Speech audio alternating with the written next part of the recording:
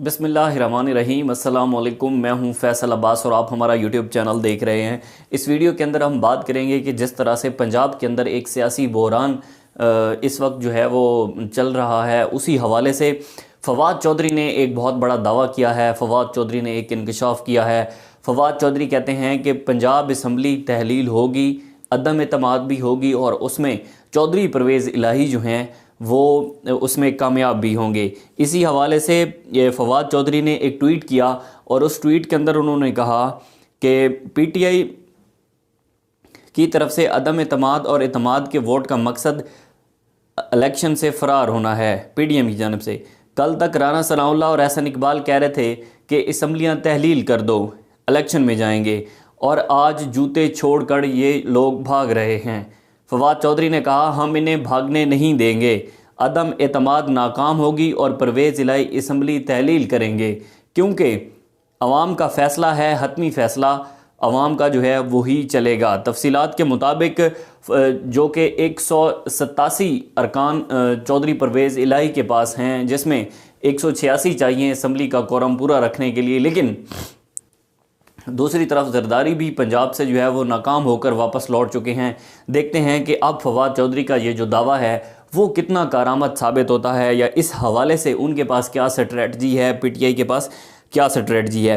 एक और ख़बर आपके साथ शेयर करते हैं। ख़बर यह है कि नेप्रा हुकाम का कहना है कि एनटीडीसी की इन्वेस्टमेंट प्लान पर 2 जनवरी को समाअत मुकर्रर हो गई है। मंसूबे के मुताबिक एनटीडीसी 3 साल में 369 अरब 22 करोड़ रुपए से ज़ायद की सरमायाकारी करेगी। सन 2023 में 114 अरब 30 करोड़ और सन 2024 में 145 अरब 35 करोड़ से ज़ायद की सरमायाकारी का ये टोटल मंसूबा है।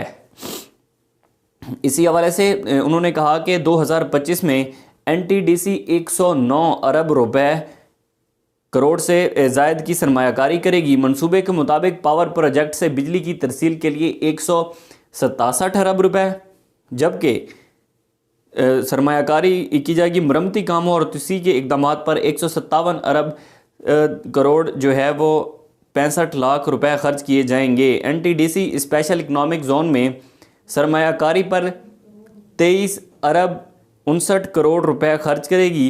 तरसीली निज़ाम की बेहतरी के लिए इस इकदामात पर 20 अरब 70 करोड़ रुपए खर्च किए जाएंगे। एनटीडीसी की जानिब से ये मंसूबा लॉन्च किया जा रहा है, जिस की उन्होंने डिटेल्स दी हैं 2023 की, 2024 की और फिर 2025 की। मुल्क की जो माशी सूरत हाल है वो इंतहाई अबतर है, यानी कि हम इस काबिल ही नहीं हैं कि हमारे जो पोर्ट पर कंटेनर्स सामान के, हमारी जो इंपोर्ट के कंटेनर हैं खड़े हैं, हम उन्हें छुड़वा लें या हम अपनी एलसीज खुलवा लें।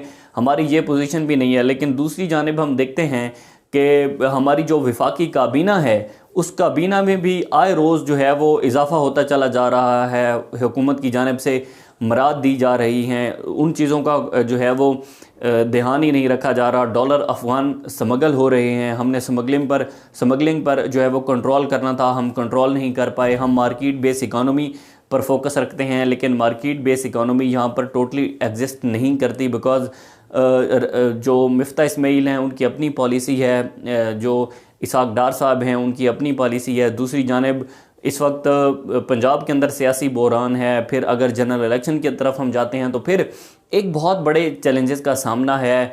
मुल्क डिफ़ॉल्ट हो चुका है। बात वही है कि हुकूमत ऐलान नहीं कर रही।